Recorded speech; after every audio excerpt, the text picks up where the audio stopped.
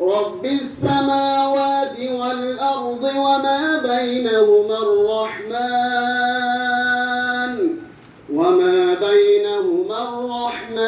لا يملكون منه خطابا يوم يقوم الروح والملائكة صفا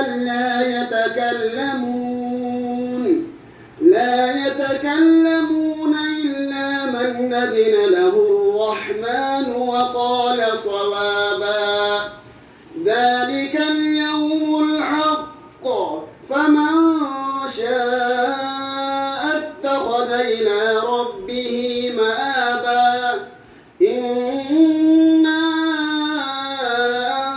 أنذرناكم عذابا قريبا يوم ينظر المرء ما قدمت يداه ويقول الكافر يا ليتني كنت ترابا. الله أكبر.